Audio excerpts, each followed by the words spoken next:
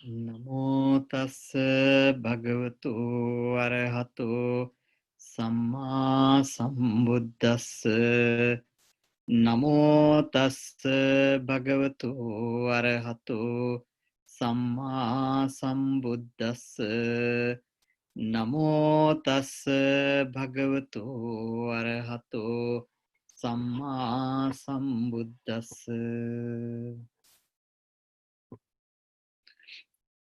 අපගේ කල්‍යාණ මිත්‍රයන් වහන්සේ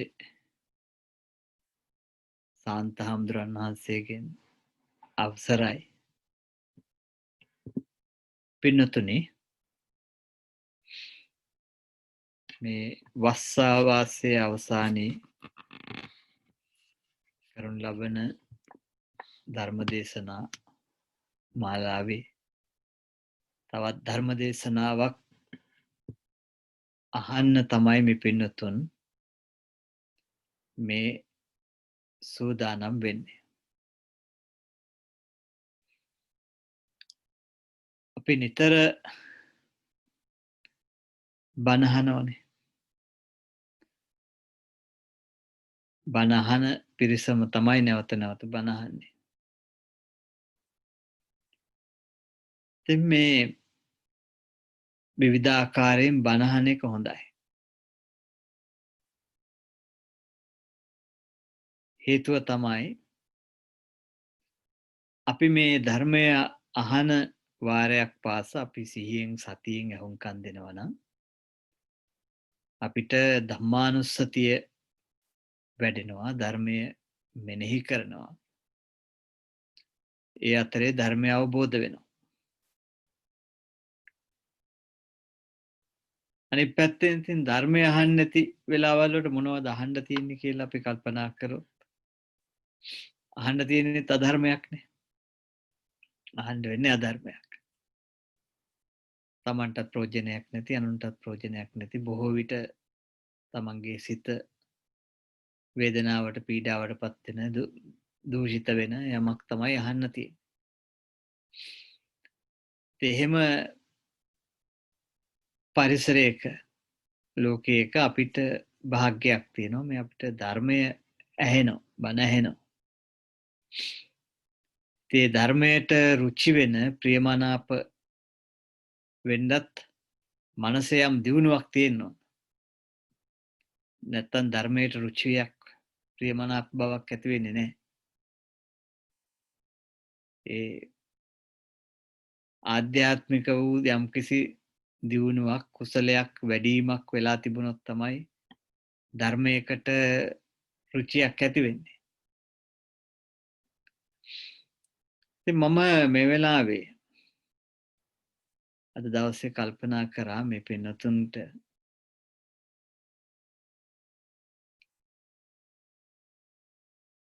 තමන්ගේ විමුක්තිය සඳහා කෙලෙස් නැතිවීම සඳහා කෙලෙස් දුරු කර ගැනීම සඳහා නිකලෙස් වීම සඳහා කෙලෙස් වලින් තොරවීම තුළ ලැබෙන සුවය අත්දැක ගන්නට උපකාර වෙන ධර්ම කරුණු ටිකක් ධර්ම දේශනාව හැටියට කරන්න කියලා. දැන් අපි ධර්ම දේශනාවක් කරද්දී අපි පාදක කරගන්නේ බුද්ධ දේශනාව. බුද්ධ දේශනාව තමයි අපි පාදක කරගන්නේ.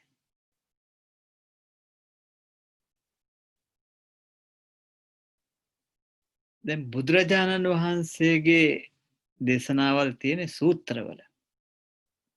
සූත්‍ර දේශනා කියලා කියන්නේ බුද්ධ දේශනා. එතකොට බුදුරජාණන් වහන්සේගේ දේශනා පිළිබඳව පසුකාලීනව මේ පසුකාලීනව කියන්නේ ඊයේ පෙරදා නෙමෙයි. බුදුරජාණන් වහන්සේ පිරිනොම් පාපු ආසන්න යුගයේ ලියවිච්චි අර්ථ විවරණ තියෙනවා. සමහර ඒවා බුදුරජාණන් වහන්සේ ජීවමාන ඉන්න කාලෙත් තියෙනවා. ඉතින් මේවා කාලෙන් කාලට සකස් වෙලා තියෙනවා. මේක පොදු ලක්ෂණයක් තියෙනවා. ඒ වගේ අර්ථ විවරණ ගත්තාම මේ වගේ වාද විවාද තියෙනවා. සමහරලාට ඒවා ලියලා තියෙන්නේ මොනවා හරි වාද විවාදයකට උත්තරයක් හොයාගන්න. සමහරලාට වෙලා තියෙන්නේ ඒ තිබුණු වාද විවාද තවත් වැඩි වෙලා තවත් එක වාදයක් ඇවිල්ලා තියෙන එක. ඉතින් මේක මේ ඉතිහාසයේ හැමදාම වෙනවා. මේ වර්තමානෙත් එහෙම තමයි වර්තමානයේ. ඉතින් ඔය ඕනතරම් මේ අන්තර්ජාලයට ගිහපුවාම YouTube එකට ගිහපුවාම බණ අහන්න පුළුවන් ඒවා. එහාගෙන ඉන්නකොට ඉතින් වාද විවාද තමයි තියෙන්නේ. වාද විවාද තමයි වගේ තියෙන්නේ. මේක මේ මිනිස්යාගේ අවශ්‍යතාවයක්. මිනිස්යාගේ අවශ්‍යතාවයක්. බුදුරජාණන් වහන්සේ දේශනා කරලා තියෙනවා. මේ ගෘහස්තයෝ ලෞකික ජීවිත ගත කරන කට්ටිය මේ භෞතික සැප සම්පත් වලට වාද විවාද කරනවා, කලකෝලහල ඇති කර ගන්නවා. මේ විමුක්ති මාර්ගය යන අය සහ පැවිද්දෝ මේ දෘෂ්ටි වලට කලකෝලහල ඇති කර ගන්නවා කියලා. ඒ දෘෂ්ටි වලට තමයි කලකෝලහල ඇති කරගන්නේ. ඉතින් මේ ධර්ම දේශනාවක් කරපුවාමත් ඉතින් මොකක් හරි කලකෝලහලයක් මතවාදයක් ඉතින් විවිධ ඒවා ඇති වෙනවා. ඉතින් මේ වර්තමානයේ තියෙන හැටියක් ඒක. ඉතින් ඔය කාරණේ ඔළුවේ තියාගෙන ඔය සූත්‍ර කියවනකොට මට වැටහුණු දෙයක් මම මේ කියන්නේ. මේ සූත්‍රයක් කියවගෙන යනකොට ඒ සූත්‍රය තුලේ ඔය අලකලංචි මුකුත් නැහැ. ඔය වාද විවාද මේ ගැටුම් පරස්පරතා එහෙම මුකුත් නැහැ. ඒ සූත්‍ර කොයි සූත්‍රය ගත්තත් ඔය සූත්‍ර සියල්ල ඉලක්ක කරලා තියෙනවා මේ කෙලෙස් නැති කරන හැටි කියලා දෙන්න. නිකලෙස් වීම පිළිබඳව කියලා දෙන්න. හැබැයි ඉතින් ඔය වාද විවාද වලට රුචි අය ඉන්නවනේ. ඒ අය ඕකෙන් සමහර ඒවා අරගෙන ඉතින් තමන්ගේ ප්‍රපංචත් හදාගෙන මොනවා හරි වාදයක් හදා ගන්නවා, මතවාදයක් හදා ගන්නවා. තර්කයක් විතර්කයක් හදා ගන්නවා. ඒ නිසා මේ සූත්‍ර දේශනාවේ මූලික අරමුණ, මූලික අර්ථය තියෙන්නේ මේ අපිට කෙලෙස් වලින් තොරව නිකලෙස්ව ඉන්න හැටි උගන්වන එක. ඒ කෙලෙස් වලින් තොරව නිකලෙස්ව ඉඳීම. ඒ නිකලෙස් භවයේ තියෙන සුවය අත්දකින්න එක. කෙලෙස් වලින් නිදහස් වීමට, කෙලෙස් වලින් මිදෙනවට කියන විමුක්තිය කියලා. සූත්‍රවල එහෙම තමයි කියන්නේ. කෙලෙස් වලින් නිදහස් වෙනවට විමුක්තිය කියනවා. කෙලෙස් නැති මනසට කියනවා නිර්වාණ නිබ්බාන කියලා. ඒවා මේ අමුතුවෙන් මහා දාර්ශනික සාකච්ඡාවක් කරන්න දේවල් නෙමෙයි. මේ බුදුරජාණන් වහන්සේ නිබ්බාන කියන වචනේ භාවිතා කරලා තියෙනවා කෙලෙස් වලින් තොර මනස කියලා. උන්වහන්සේ විමුක්තිය කියලා තියෙනවා කෙලෙස් වලින් නිදහස් වීමට. කෙලෙස් වලින් මිදුණා කියන අර්ථයට විමුක්තිය කියලා කියනවා. ශුන්‍යතං කියලා කියනවා මේ කෙලෙස් වලින් ශූන්‍යයි. කෙලෙස් හිස්. කෙලෙස් බිඳුවයි කියලා. ඒකට ශුන්‍යතං කියනවා. ඉතින් මේ වචනවලට අපි මේ අමුතු අපභ්‍රංශ එකතු කරලා මහා දාර්ශනික මේ මතවාද හදන්න දෙයක් නෑ මේ වගේ. මේ අර්ථයෙන් තමයි බුදුරජාණන් වහන්සේ මේක පාවිච්චි කරලා තියෙන, දේශනා කරලා තියෙන්නේ. උන්වහන්සේ කොතනක හෝ නිබ්බාන කියන වචනේ පාවිච්චි කරලා තියෙනවා. ඒ උන්වහන්සේ වචනේ පාවිච්චි කරලා තියෙන්නේ කෙලෙස් වලින් තොර මනස කියන අර්ථය. විමුක්තිය කියන වචනේ උන්වහන්සේ භාවිතා කරලා තියෙනවා නම් ඒ කෙලෙස් වලින් නිදහස් වීම කියන අර්ථය. දැන් මේ බෝධිසත්වයන් වහන්සේත් මේ උත්සාහය ගත්තේ කෙලෙස් වලින් නිදහස් වීම සඳහා. සිද්ධාර්ථ බෝධිසත්වයන් වහන්සේ. උන්වහන්සේ විශේෂ වචනයකින් තමන්ව හඳුන්වනවා තමන්ගේ බෝධිසත්ව අවධිය කියන්නේ බුද්ධත්වයට පෙර අවධිය. අනබි සම්බුද්ධෝ බෝධිසත්ව අහං කියලා. හරිම ලස්සන යෙදුමක්. අනබි සම්බුද්ධෝ මේ සම්පූර්ණ අවබෝධය නොලැබපු බුදු නොවුණු බෝධිසත්වෝ ප්‍රඥාව අපේක්ෂාවෙන් ඉන්න ප්‍රඥාව හොයන සත්වයා තමන්ව අඳුන්ලා දෙන හැටි බුද්ධත්වයට පෙර බෝධිසත්ව මේ චරිතය අපට වැදගත් මේක කොටස ඒ බුද්ධ චරිතයේ මේ බෝධිසත්ව අවධිය අපිට වැදගත්. මොකද බෝධිසත්වයන් වහන්සේටත් කෙලෙස් තිබුණා. බෝධිසත්වයන් වහන්සේට කෙලෙස් තිබුණා. ඒ උන්වහන්සේට ඕනකම තිබුණා කෙලෙස් ඉවර කරන්න. ඒත් උන්වහන්සේ මේ වැඩේ කොහොමද කරේ? මේ වැඩේ කොහොමද කරේ කියන එක. දැන් උන්වහන්සේ මේ ශරීරයත් එක්ක මේ ප්‍රශ්නේ විසඳ ගන්න පුළුවන් කියලා හිතලා වෙන අය උගන්වලා තිබුණ නිසා උන්වහන්සේ කාලයක් ඒ වැඩේ කරා.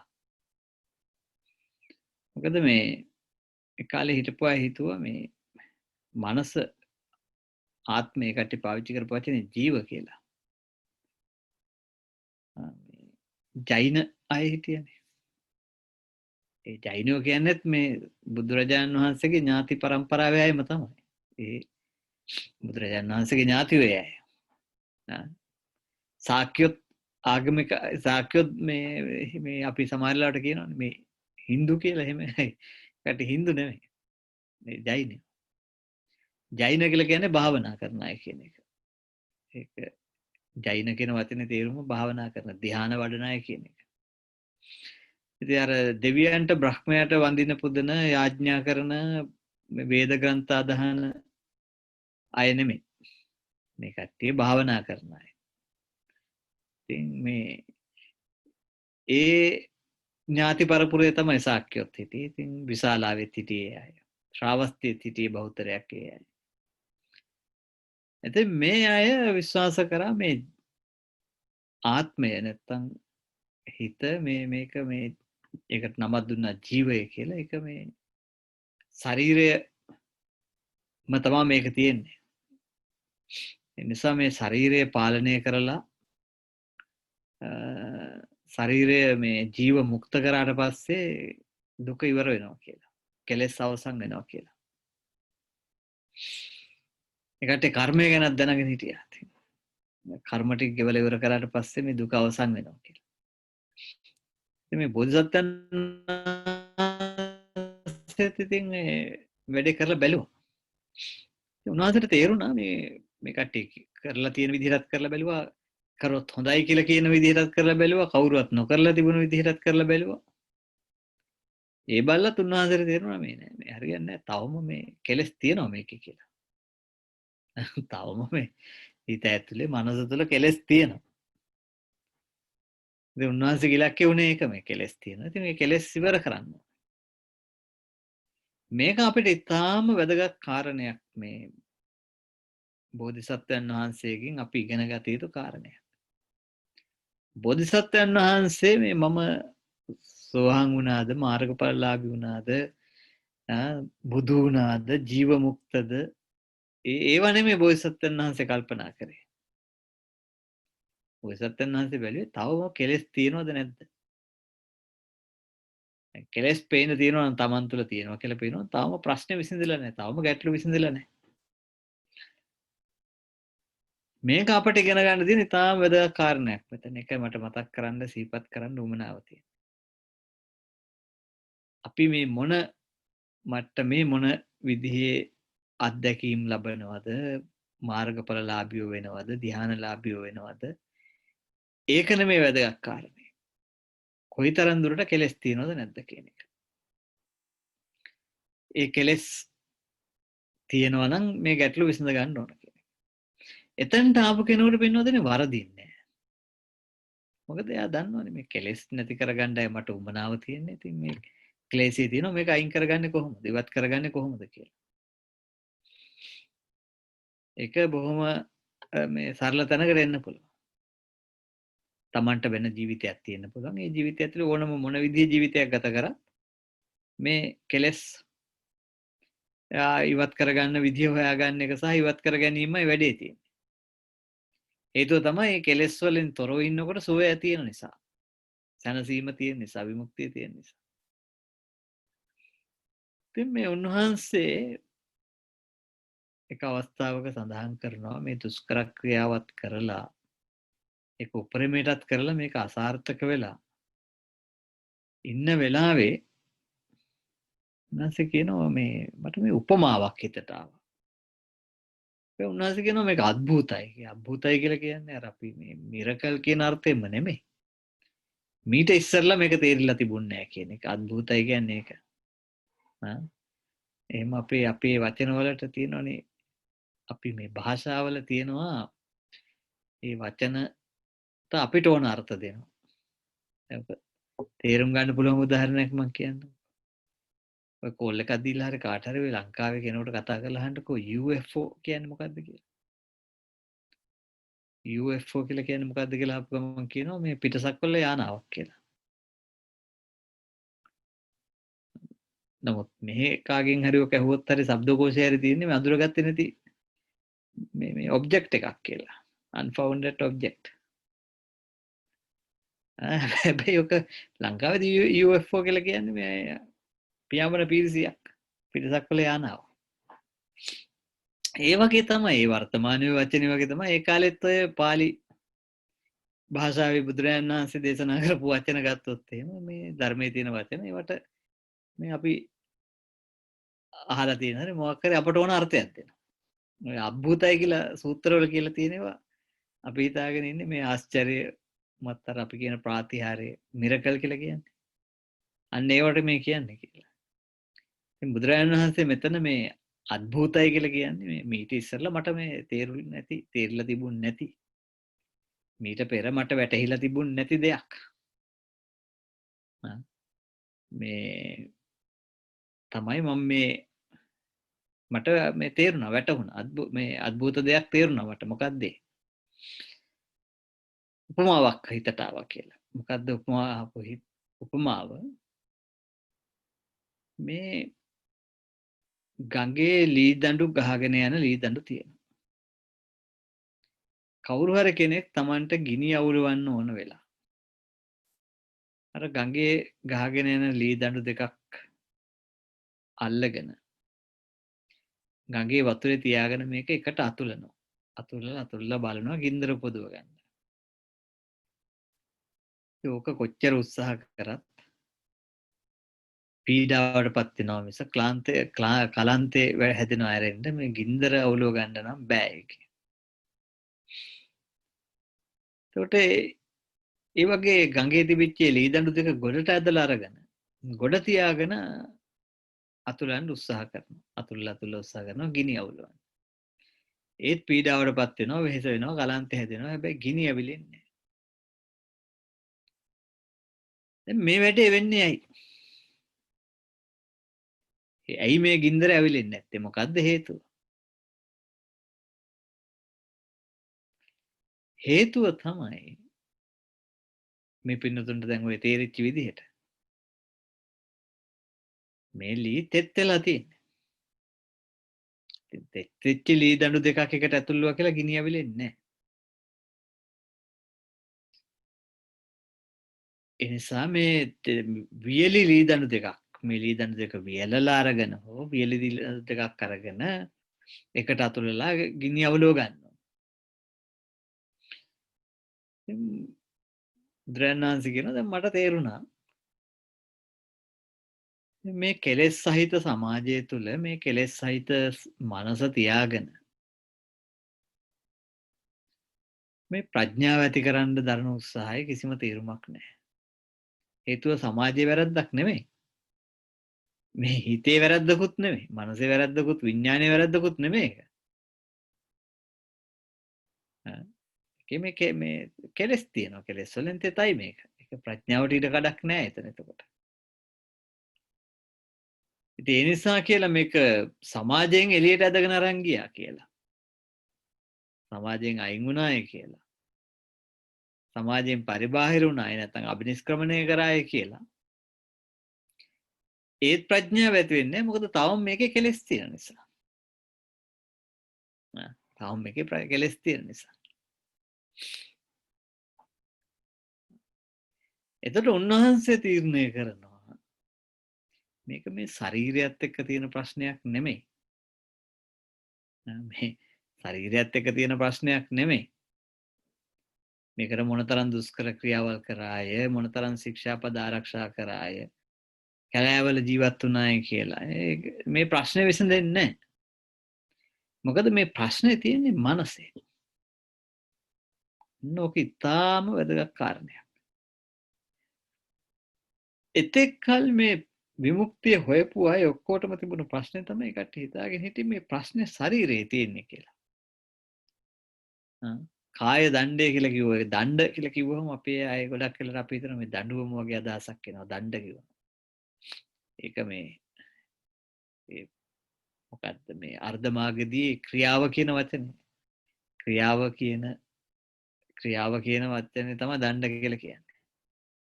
එතකොට මේ කායික ක්‍රියාවල්. මේ කායික ක්‍රියාවල් තමයි මේ අංක එක දුක ඇති වෙන්නේ. කියලා මේ කට්ටිය හිතාගෙන හිටියේ. මේ බෝධිසත්වයන් වහන්සේ තේරුම් ගන්නව නෑ ඔය ශරීරය නෙමෙයි මෙතන මේ ප්‍රශ්නේ තියෙන්නේ. මේ මනස. මනෝපුබ්බංගමා ධම්මා කියන එක ඔන්න තේරුම් ගන්න. ඒක තමයි උන්වහන්සේ පස්සේ කාලේ දේශනා කරන්නේ. මනෝපුබ්බංගමා ධම්මා. එතකොට දැන් බෝධිසත්වයන් වහන්සේ මේ ගැටලුව මනසට ගේනවා. මේක මේ තාම වැදගත් කාරණයක්. ඇත්තටම මේ බෝධිසත්වයන් වහන්සේ මේ සූත්‍රවල ගත්තාම බුදුරජාණන් වහන්සේ මේ අබිනිෂ්ක්‍රමණය කරපු දවස ගැන ඒක ගැන උන්වහන්සේ මේ ලොකුවට අවධාරණය කරලා කතා කරලා නැහැ. හැබැයි උන්වහන්සේ මේක තමයි උන්වහන්සේගේ ආශ්චර්යමත් සිද්ධිය හැටියට උන්වහන්සේ සඳහන් කරන්නේ අද්භූතයි. මේ කාරණේ තේරිච්ච දවසේ. මෙන්න මේක මම මේ මතක් කරන්නේ මේ බුදුරජාණන් වහන්සේ බලන දෘෂ්ටියෙන් උන්වහන්සේ මේක අපිට කියලා දෙන පිළිවෙලින් මේක මේ තේරුම් ගන්න කියන අදහස තමයි මම කියන්නේ. දැන් අපේ බුද්ධ චරිතයේ පොත ලියපු මේ පොත් ටික ලියපු අපේ ඉතිහාසයේ තියෙන බොහොම ශ්‍රේෂ්ඨ මේ ලේඛකයෝ මේ උගත්තු පඬිවරු භික්ෂුන් වහන්සේලා බුද්ධ ഘോഷ හාමුදුරුවෝ අපේ අටුවා ලියපු අස්සඝෝෂ හාමුදුරුවෝ සංස්කෘතයෙන් බුද්ධ චරිතය ලියපු උන්වහන්සේලා මේ බොහොම ලස්සනට ඉතින් මේ තාම රසවත් විදිහට බුද්ධ චරිතය ලියලා තියෙනවා. ඒ උන්වහන්සේලාට වැදගත්යයි කියලා හිතපු දේවල් මතු කරලා ලියලා තියෙනවා. උන්වහන්සේලාට වැදගත්යයි කියලා හිතීච්ච දේවල්. ඉතින් ඒක ඒ උන්වහන්සේලාගේ අරමුණට අනුව ඒක වැදගත් හරි. ඒක ඒ උන්වහන්සේලාගේ අරමුණට අනුව. බුදුරජාණන් වහන්සේ සූත්‍රය දේශනා කරන්නේ උන්වහන්සේට අවශ්‍ය අරමුණේ නෙවෙයි. උන්වහන්සේට අවශ්‍ය අරමුණ කියලා කියන්නේ මේ අපි ගැන ශ්‍රාවකයෝ ගැන මේ අපි වගේ අය ගැන තියෙන කරුණාවෙන්. ඒතර උන්වහන්සේ මතු කරන්නේ අර අබිනිෂ්ක්‍රමණය කරපු දවස නෙමෙයි උන්වහන්සේ විශේෂයෙන් මතු කරලා පෙන්නන්නේ. උන්වහන්සේ මේ ආශ්චර්යමත් වූ අద్භූත සිද්ධිය හැටියට උන්වහන්සේ කතා කරනවා මෙන්න මේ උපමාව වැටහිච්ච දවස.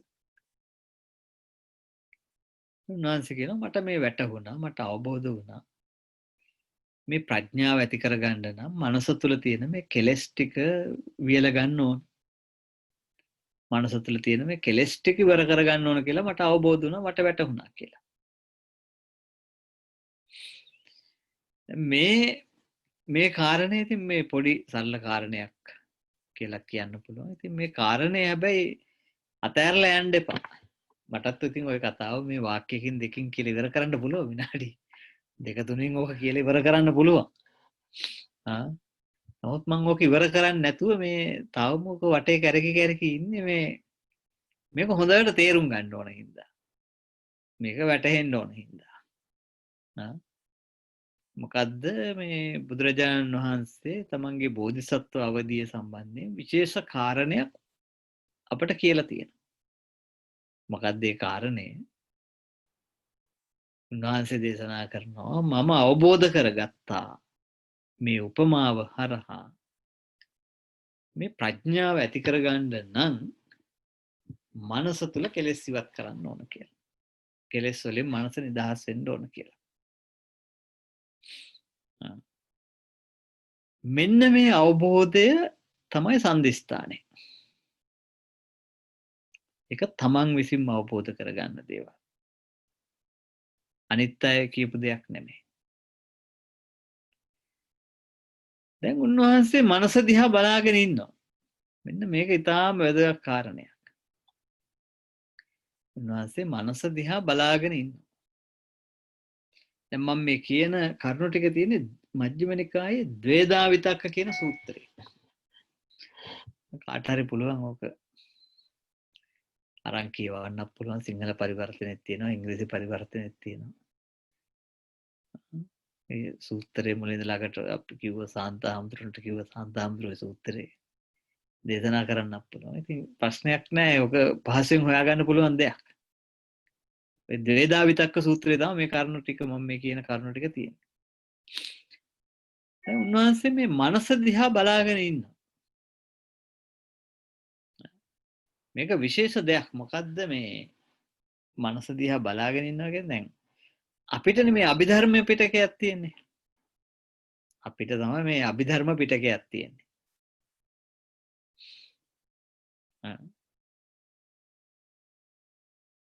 අපිට තමයි අභිධර්ම පිටකයක් තියෙන්නේ.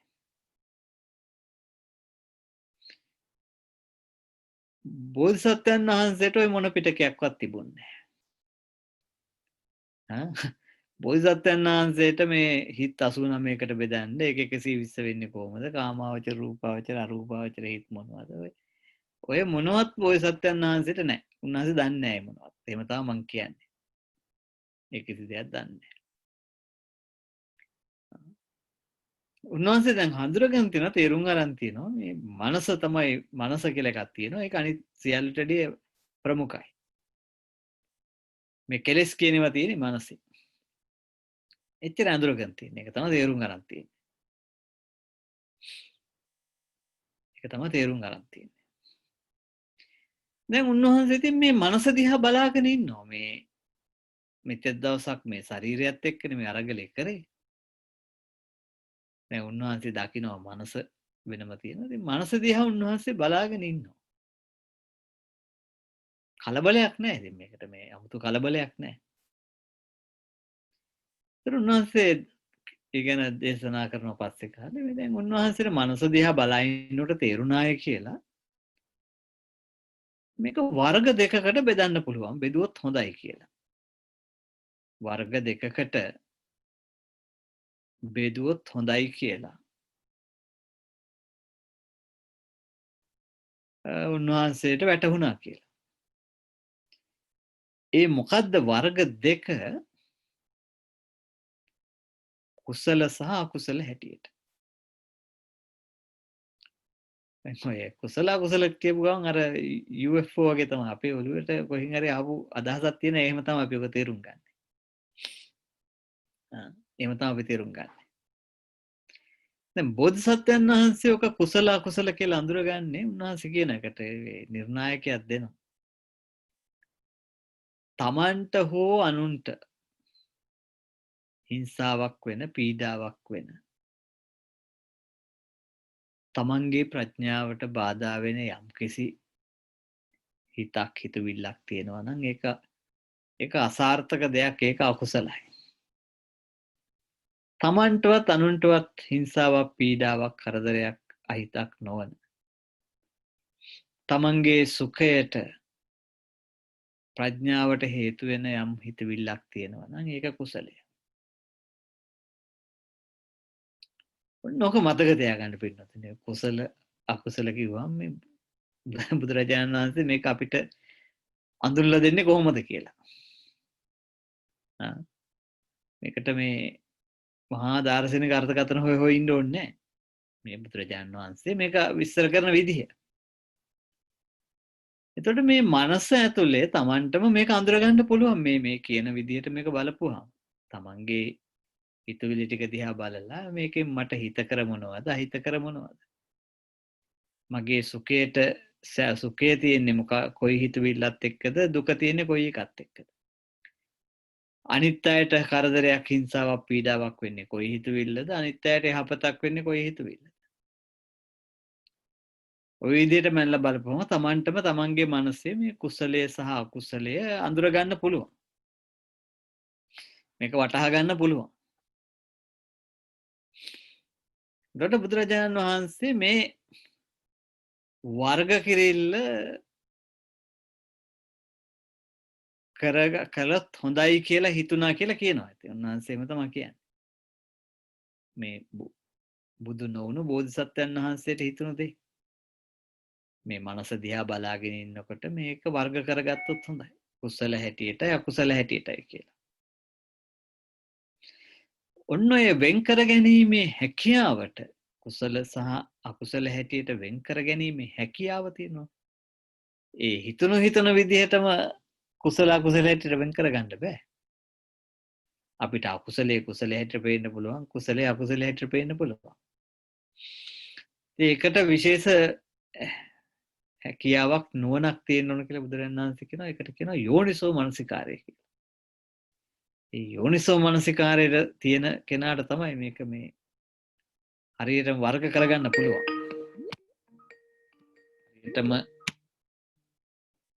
හරියටම වර්ග කරගන්න පුළුවන්.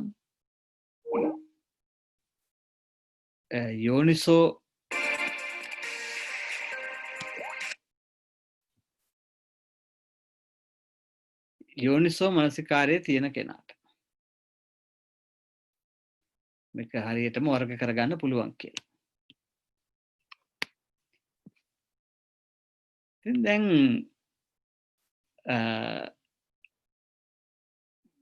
බුදුරජාණන් වහන්සේ සඳහන් කරනවා මේ වර්ග කිරිල්ල කරගත්තට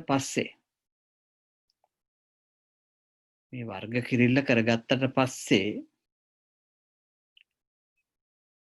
මට තමන් වහන්සේට තේරුණාය කියලා. මේකේ අකුසල හිතවිලි ටික ඉවත් කළ යුතුයි කියලා. මේවා ඉවත් කළ යුතුයි. පැත්තකින් තැබිය යුතුයි කියලා තේරුණා කියලා. හැබැයි මේ කුසල කියලා අඳුරගත්තු දේවල් ටික මම භාවිතාය. පාවිච්චි කරන්න ඕනේ. භාවිතාය. ඒක තේරුණානේ වචනේ තේරුණා භාවිතාය. බහුලී කතාය. මේවා බහුල කරගන්න ඕන. දැන් මේකම කල්පනා කරලා බලන්න. ඉතින් මේ තමන්ගේ හිතේ තමන් පාවිච්චි කරන්නේ මොන හිතවිල්ලද? බහුල කරලා තියෙන්නේ මොන හිතවිල්ලද? කියලා කල්පනා කරන්න. යානි කතාය. තමන්ගේ වාහනේ බවට පත් කරගන්න ඕන කුසලය. වත්තු කතාය සම්පතක් හැටියට දකින්න ඕන ඒක. මේ වැඩේ. දැන් නිකන් ඕක ඔය කාරණේ මගහැරලා යන්න ඉස්සරලා Tamanටත් අදාළ කරගන්න කියන පදනමෙන් මම මේ මතක් කරගන්න. දැන් උදාහරණයක් හිතට ගන්නකො. කවුරු හරි ඇවිල්ලා මට බනිනවා. එක පාට බැනගෙන යනවා. මං ඒ වෙලාවේ පාවිච්චියට ගන්නෙ කොයි හිතවිල්ලද? තරහද? එහෙම නැත්නම් කරුණාවද? මෛත්‍රියද? මම මේ පාවිච්චියට ගන්න ඒ වෙලාවේ.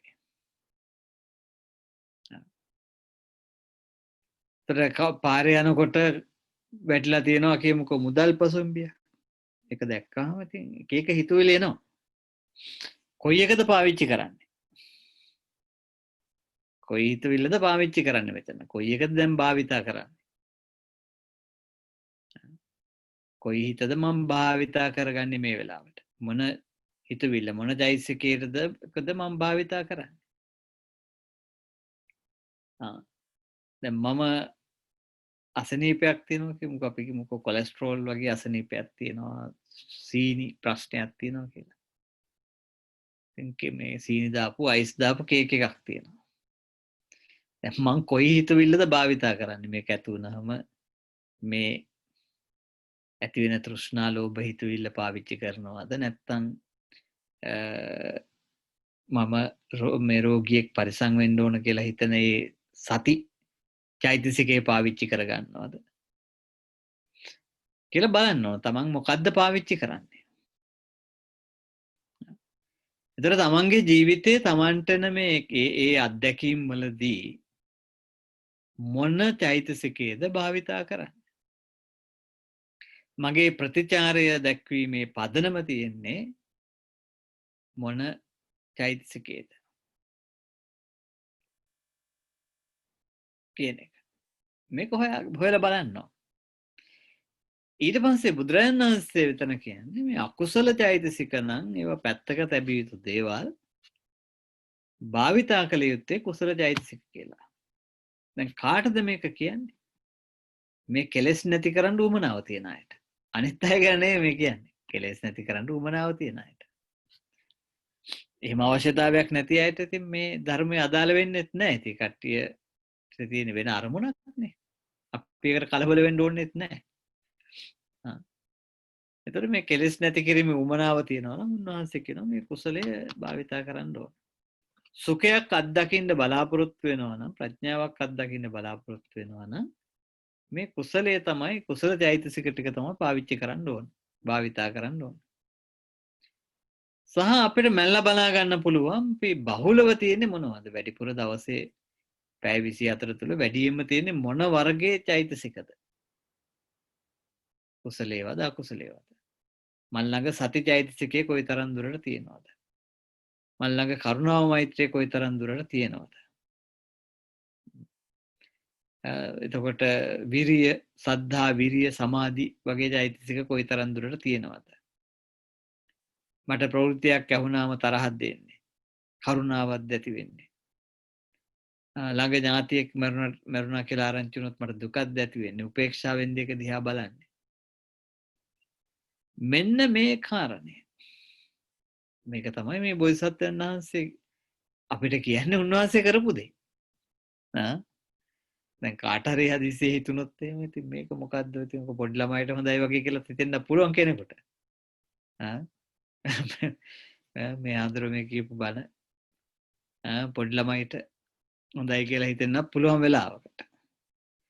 හැබැයි ඒකේ අර්ථයකුත් තියෙනවා මේ මට මම ඔය මේ ධර්ම සාකච්ඡාවල් ටිකක් කරනවා ඔය මේ ඔන්ලයින් කරන ඒවා තියෙනවා. ඉතින් මේ ළමයි එක්ක කරන ධර්ම සාකච්ඡා දෙකකුත් තියෙනවා. මට හැබැයි එකක් තේරලා තියෙනවා මේ ළමයි එක්ක හරිම ලේසියි මේ ධර්මයේ සාකච්ඡා. මොකද හේතුව ඒ ධර්ම කාරණේ හරියට තේරුම් ගන්නවා. ධර්ම කාරණේ හරියටම තේරුම් ගන්නවා. ඉතින් අද මේ සාකච්ඡාවක් තිබුණා මේ ළමයි ටිකක් එක්ක ඔන්ලයින් කරේ. ඒ ළමයිට මම ප්‍රශ්නයක් දුන්නා කරුණාව නැත්තම් මොකද වෙන්නේ කියලා. ඉතින් මේ තාම මේ ලෝකේ කරුණාව තිබුණ නැත්තම් ලෝකෙට මොකද වෙන්නේ කියලා. තාම පරිණත උත්තර ටිකක් ආවා ළමයින්ට මේ වැඩි හිටියොත් එක්ක කවදාකවත් ඒ උත්තරේ මතුවෙලා ඉන්නේ නැහැ මේ විදිහට කියලා මම අත්දැකීමෙන් මම මේ කියන්නේ. මේ ඒක හරි අකර්මණ්‍ය වෙනවා මේ කරුණාව නැත්තම් මොකද වෙන්නේ කියන එකට වැඩි හිටියයිට උත්තරයක් දී බැරි වෙනවා. මට හරිම සතුටුුණා එක ළමයෙක් කිව්වා ඒ ළමයට වයස අවුරුදු මං හිතන්නේ 12 13ක් විතර ඇති. ළමයා කිව්වා මේ කරුණාව නැත්තම් වෙන්නේ මීමැස්සු නැතුණා වෙන දේ තමයි කියලා. කරුණාව නැති වුණොත් එම ලෝකේ මීමැස්සු නැතුණා වෙන දේ තමයි වෙන්නේ කියලා. ටික දවසකින් ලෝකෙ ඉවරයි කියලා. දැන් මේක මේ අභිධර්ම ඉගෙන ගන්න නෙමෙයි මේ ළමයි කිව්වේ. ළමයි අභිධර්මයකුත් දන්නේ නැහැ. සූත්‍ර ඉගෙන ගන්නත් නෙමෙයි මේක කිව්වේ. කරුණාව කියන එක ප්‍රායෝගිකව තේරුම් ගත්ත හින්දා. කරුණාව කියන එක ප්‍රායෝගිකව තේරුම් ගත්ත හින්දා. ඒක නිසා මේ කොයිතරම් දුරට මේ අපි ළඟ මේ බරපතල වචන තියෙනවද අභිධර්ම විග්‍රහයන් තියෙනවද කියන එක නෙමෙයි. මේ කාරණය කොයිතරම් දුරට අපි තේරුම් ගන්නවද කියන එක. ඒකයි වැදගත් වෙන්නේ. ඒක නිසා බුදුරජාණන් වහන්සේ උන්වහන්සේ විමුක්ති මාර්ගයට ප්‍රවේශ වෙච්ච ආකාරය ඒ ද්වේදා විතක්ක සූත්‍රයේ උගන්වලා තියෙන විදිහට තමයි. ද්වේදා විතක්ක සූත්‍රයේ උන්වහන්සේ උගන්වලා තියෙන විදිහට තමයි. ඊට පස්සේ උන්වහන්සේ මේකට උපමාවකුත් උගන්වනවා අපිට. උන්වහන්සේ කියනවා මේ ගොපල්ලෙක් තමන්ගේ මේ ගවරැල මේ කුඹුරු යායක් මැදින් දක්වන ගොපල්ලෙක් ගැන කියනවා. මේ ගොයම් පීදිලා තියෙන කාලයක කුඹුරු යායක් මැදින් තියෙන පාරකින් ගවරැලක් දක්වන ගොපල්ලෙක්. හැබැයි මේ ගොපල්ලට තියෙනවා මීට ඉස්සෙල්ලා අත්දැකීමක්. මොකද්ද? මේ ගොයම් පැලවේගෙන එන කාලේ ඔය වස්සානේ අග වගේ මේ දවස්වල වගේ තමයි ඉන්දියාවේ.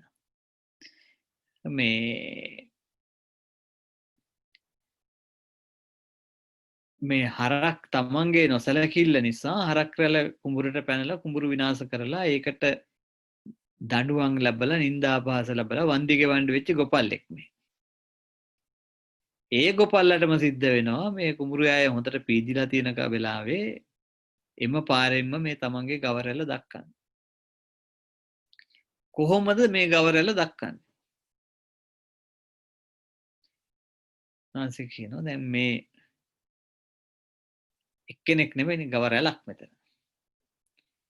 එක ගවයෙක් දකුණු පැත්තට හැරෙනකොට දකුණු වැලේට තට්ටුවක් දාන්න ඕන කෙවිටින්. තව ගවයෙක් වම් පැත්තට යනකොට වම් වැලේට තට්ටුවක් දාන්න ඕන. පරක්කු වෙන ගුණාට පසුපසට තට්ටුවක් දාන්න ඕන කෙවිටින් ගහන්න ඕන. වේගෙන් යන්න යන කෙනාට ඉසට පහරක් තට්ටුවක් දාලා එයාගේ වේගය පාලනය කරගන්න. මෙන්න මේ ක්‍රමයට මොහොතක්වත් ඇහැ එහාට මෙහාට ගන්න නැතුව හරක් දිහාම බලාගෙන හරකගේ ඉරියව්ව හැසිරීම බලාගෙන ක්‍රමානුකූලව මේ ගවරැළ කුඹුරු යායෙන් එහා පැත්තට අරයි යනවා. මෙන්න මේ වගේ ක්‍රමයක් තමයි අනුගමනය කරන්න ඕන කියලා මේ මනස තුල කුසලයේ වඩා ගන්න. මනස ලෝභයේ පැත්තට යනකොට එක මේ පැත්තට හරව ගන්න ඕන, ද්වේෂයේ පැත්තට යනකොට අනිත් පැත්තට හරව ගන්න ඕන, පසුබහිනකොට වීරිය අඩු වෙනකොට ඉස්සරහට තල්ලු කර ගන්න ඕන, ආවේගශීලී වෙනකොට ඒක පාලනය කර ගන්න ඕන. මෙන්න මේ විදිහට ක්‍රමානුකූලව මේ මනස තමන්ට පුළුවන් වෙන්න ඕන ඉස්සරහට පවත්වාගෙන යන්න කියලා. ඉතින් එහෙම පවත්වාගෙන ගිහිල්ලා මේ වැඩේ ස්ථාවර කරගත්තට පස්සේ උන්වහන්සේ උපමාවෙම කියනවා මේ ඉතින් අර ගිම්මානේ අස්සන් නෙලා ගත්තට පස්සේ ඔය කුඹුරු යායේ හරක කොහින් ගියත් කමන්නේ. මේ හරක් ටිකේ ඉන්නවා කියලා දැනගත්තාම ඇති අන්න ඒ වගේ මනස මේ හිත තියනවා කියලා දැනගත්තාම ඇති කියලා. අන්න එහෙම නිදහස් ඉන්න පුළුවන් කියලා. එතකම් මේක පුහුණු කරගන්න ඕන. මේක සකස් කරගන්න ඕන. හීලා කරගන්න ඕන. ඒකයි මේ කියන්නේ. උන්වහන්සේ මේ පැහැදිලි කිරිල්ල අපිට පැහැදිලි කරනවා කොහොමද දුෂ්කර ක්‍රියාව අත්හැරලා දැන් ඕකේ අපිට තියෙන්නේමනේ දුෂ්කර ක්‍රියාව අත්හැරියා ඊට පස්සේ මධ්‍යම ප්‍රතිපදාවට ආවා ඊට පස්සේ බුදු වුණා. අපි එහෙමනේ කියන්නේ නේ. එහෙමත් කියන්න වෙන වෙලාවක් තියෙනවා. නමුත් දැන් මෙතන මජ්ක්‍ධිමා පටිපදා කිව්වේ මොකද්ද කියන එක දැන් අපිට තේරෙන්න ඕන. වැඩි දුක් දෙන්නෙත් නැතුව වැඩි සැප දෙන්නෙත් නැතුව කිව්වේ අපි කියන කතාව නෙවෙයි මේ කියන්නේ. මේක මේ මනසට ගෙනල්ලා මනස සකස් කරගන්න ප්‍රතිපදාවක් මේ උන්වහන්සේ අපිට උගන්වන්නේ. ඒක තමයි මජ්ක්‍ධිමා පටිපදා. එතකොට දැන් මේ වෙන කවුරුවත් නෙමෙයි මේ බුද්ධත්වයට පත් වෙච්ච ශාස්ත්‍රූන් වහන්සේ තමන් අනුගමනය කරපු පිළිවෙත මේ ක්‍රියාව පටිපාටි මේ අපිට උගන්වන්නේ. ඒක තේරුම් ගත්තාම අපිටත් ඒක කරන්න පුළුවන්. ඒකයි ඒකේ අදහස. ඉතින් මේ උන්වහන්සේ ওই විදිහට මේ මනස පුහුණු කරගන්න එක සැලකිය යුතු කාලයක් කරලා තියෙනවා. අපි හිතාගෙන ඉන්නේ අවුරුදු 6ම දුෂ්කර ක්‍රියා කරලා දුෂ්කර ක්‍රියාව පැත්තක තියලා මජ්ක්‍ධිම පටිපදාවට ආවා. අර සුජාතගේ දානේ වැළඳුවා. මේ බෝධි ළඟ ගිහිල්ලා වාඩි වුණා. පහුවදාට බුදු වුණා. ඒව එහෙම නෙමෙයි. මේ සූත්‍රයේ කියන විදිහට උන්වහන්සේ මේ මජ්ක්‍ධිම පටිපදාවට මේ කියන ප්‍රතිපත්තිය ඔය පැහැදිලි කරපු ප්‍රතිපත්තිය අනුගමනය කරලා සැලකිය යුතු කාලයක් ගත වුණා ඒකට. දැන් මේ බුද්ධත්වයට පත් වෙන්න පෙර දිනේ බුද්ධත්වයට පත් වෙන්න පෙර දිනේ දිවාහාරයේ අපි දන්නවා සුජාතක දානෙන් පස්සේ උන්වහන්සේ ඔය බුද්ධ ගයාව කිට්ටුව ගඟෙන් එගොඩ තියෙනවා මේ තිබිලා තියෙනවා මේ සල් වනයක්. ඒකට නමකුත් තියෙනවා මට දැන් ඒ නම මතක නෑ හැබැයි. උන්වහන්සේ දිවා කාලේ ගත කරේ සල් වනයේ. උන්වහන්සේ සඳහන් කරනවා ඔය දිවා කාලේ මේ සල් වනයේ ඉන්නකොට මේ සම්පූර්ණයෙන්ම පංච නීවරණ ටික ඉවර කරගන්න පුළුවන් වුණා යටපත් කරගන්න පුළුවන් වුණා කියලා. කරලා මේ හිත පිරිසුදු කරගත්තා චිත්ත විසුද්ධිය ඇති කරගත්තා කියලා. මෙන්න ඊළඟට වැදගත්ම කාරණේ මේක. දැන් උන්වහන්සේ ඊළඟට අර හිතුවිලි අඳුරගෙන හිතුවිලි ටික අඳුරගෙන වර්ග කරගෙන පුහුණු කළ යුතු දේ පුහුණු කරගෙන මේ පටිපත්තිය මේ ප්‍රතිපදාව අනුගමනය කරගෙන යනකොට උන්වහන්සේ අඳුර ගන්නවා මේක ඇතුලේ තියෙනවා නීවරණ ටිකක් කියලා. නීවරණ පහක් තියෙනවා. කාමච්ඡන්දයයි ව්‍යාපාදයයි තීන මිද්දයයි උද්ධච්ච කුක්කුච්චය විචිකිච්ඡාව. මෙන්න මේ ටිකෙන් මනස නිදහස් කරගන්න. මේ ටිකෙන් මනස නිදහස් කරගන්න. මෙන්න මේක ඉතාම වැදගත්.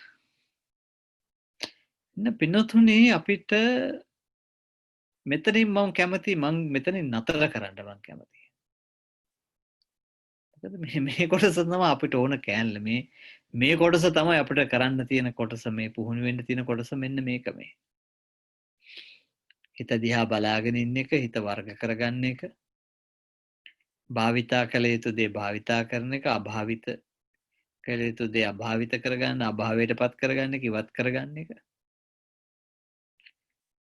ඊට පස්සේ කුසල සිත්යිසික ටික කුසල වැඩුණාට පස්සේ නීවරණ ටික යටපත් කරගන්න එක චිත්ත විසුද්ධිය කරගන්න එක මෙන්න මේ වැඩේ මේකට ඉතින් තම තමන්ගේ වීරිය මත සමහරුන්ට කෙටි කාලයකින් ওই ටික කරගන්නත් පුළුවන් සමහරුන්ට දිග කාලයක් යන්නත් පුළුවන් භව ගානක් යන්නත් පුළුවන් ඒක මේ ධර්මය කියලා දීලා තියෙන විදිහේ වැරද්දක් හෝ වෙන ගැටලුවක් නෙවෙයි ඒක තමන්ගේ කැපවීම තමන්ගේ පුහුණුව තමන් තේරුම් ගන්න විදිය තමන්ට ඒ සඳහා තියෙන උවමනාව ඒ මත තමයි මේක තීරණය වෙන්නේ කාලය තීරණය වෙන්නේ ඒ මත ඉතින් මෙන්න මේ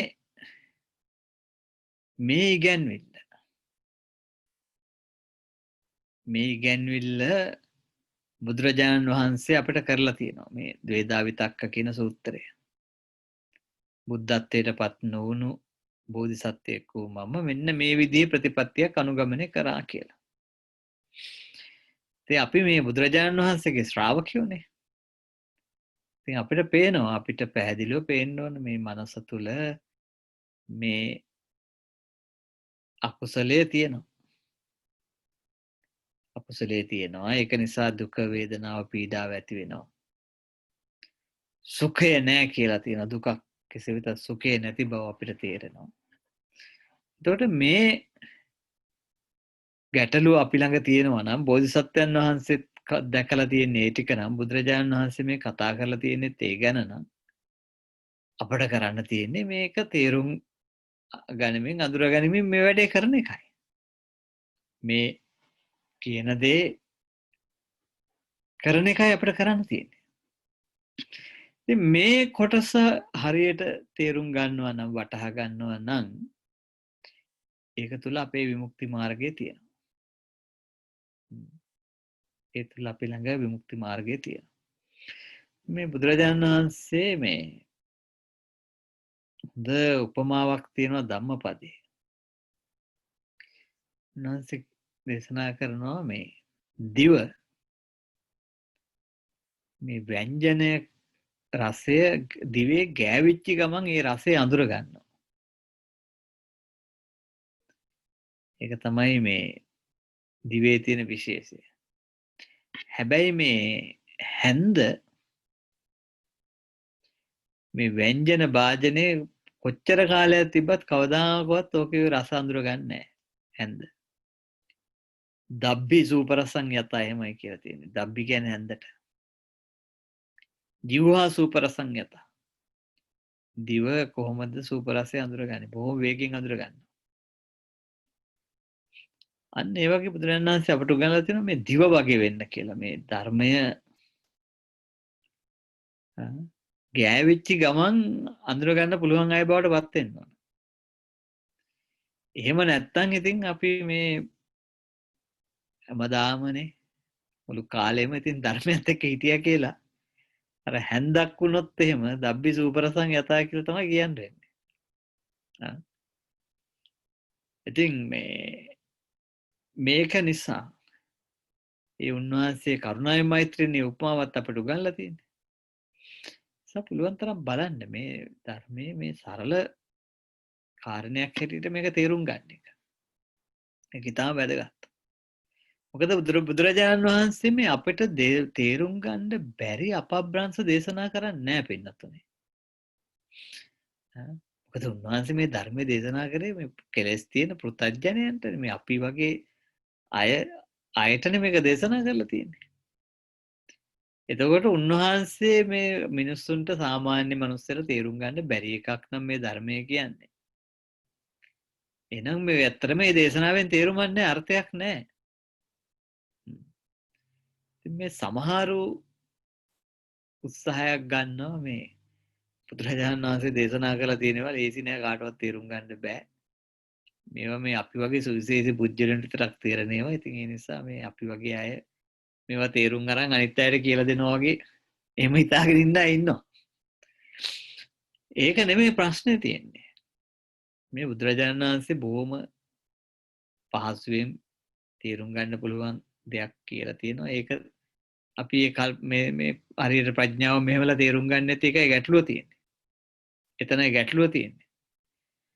ඒක නිසා අපි පුළුවන් තරම් මේ බුදුරජාණන් වහන්සේට අහුම්කම් දෙන්න පුරුදු වෙන්න ඕන. සූත්‍ර දේශනාවක් කියන්නේ එහෙම තමයි. ශාස්ත්‍රඥ වහන්සේට අහුම්කම් දෙන්න පුළුවන් තැනක්. ඒක තමයි සූත්‍ර දේශනාව. ඉතින් අද දවසේ අපි මේ පැයක විතර කාලේ අරගෙන බෝධිසත්වයන් වහන්සේ විමුක්තියට පත්වෙච්ච ආකාරය පිළිබඳව උන්වහන්සේම දේශනා කරන දේශනාව ගැන පොඩි සාකච්ඡාවක් කරේ. ඉතින් මේ සිල් දෙනාට මේ කරුණු තේරුම් ගන්න පුළුවන් වුණා කියලා මම හිතනවා. ඒ හැමෝටම ධර්ම අවබෝධය වේවා. ඒ වගේම නිකලෙස් බවක් දකින්න ලැබේවා. කෙලෙස් වලින් නිදහස්ව විමුක්තිය ලැබේවා කියලා ප්‍රාර්ථනා. තෙරුවන් සරණයි හැමෝටම.